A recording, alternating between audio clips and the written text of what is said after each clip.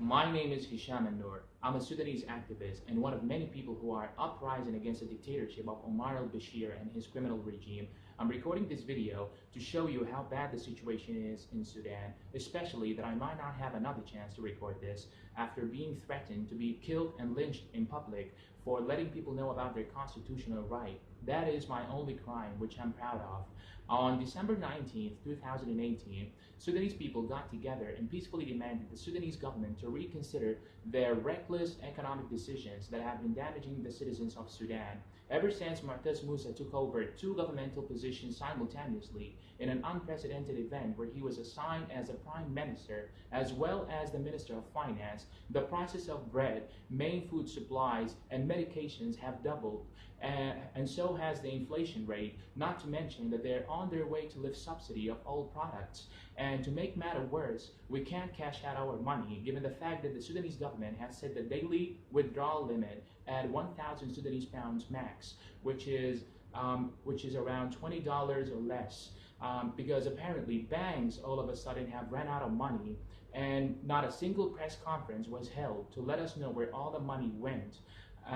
So for the reasons mentioned, Sudanese people could no longer bear the excessive everyday life struggles, and economists anticipated imminent famine and a financial crisis, and so was the case indeed. I mean, the inflation rate has gone up so high that the Sudanese government has recently printed new banknotes of hundreds and 200s with no regards to the aftermath of going into such risky procedure. With that being said, the Sudanese masses practice their constitutional right of expressing themselves freely and peacefully. We're currently having full doctors and pharmacists strike. Lawyers, engineers, and respectable professors also demonstrated against the government for the miserable situations they put us in. Yet the criminal regime in Sudan chose to suppress unarmed protesters with their heavy weapons, resulting in over 52 deceased citizens over the course of 6 weeks. Most of them are only boys under the age of 24, let alone the hundreds of detainees of both genders whose backs were extremely injured by cruel whipping. Two boys lost their hands. A young man and a woman lost their right eye. A doctor was shot 14 times for treating injured protesters. A teacher was tortured to death by sticking a metal object of 52 centimeters long up his bottom, and to top it off, he was brutally beaten until his kidneys totally stopped functioning.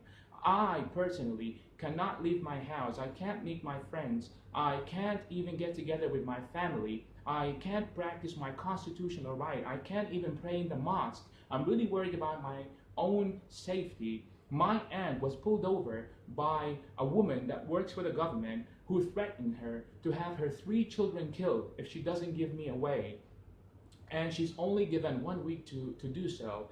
So that's why I'm desperately recording this video, begging the UN, the foreign embassies in Sudan, the human rights organizations, and every other organization that has devoted itself to protect the rights of human beings, and even active individuals like George and Amal Clooney, that I hereby kindly ask you to step in and spotlight our issue with no further delays to help us to put an end to this criminal, unlawful, and non-humanitarian regime. For we are slowly being driven to a genocide for only asking peacefully to be given back our dignity as individuals, as people, as humans. I also urge Al Jazeera, CNN, BBC, Fox News, DW, Al Arabiya, Al Sharq, NBC, the New York Times to fulfill the professional standards and ethics of journalism and media, to reach out to the rest of the world, holding up our voices, the masses' voices that you swore to protect, foster, and deliver, so we can make the world better, more civilized, safer, and dictators free. We have another march coming up on Thursday, February 7th, which is tomorrow. It's located at the Arabic Market at 1 o'clock. Help us not to get killed in the streets. And to my people, tasgud bas, and that is all, it must fall.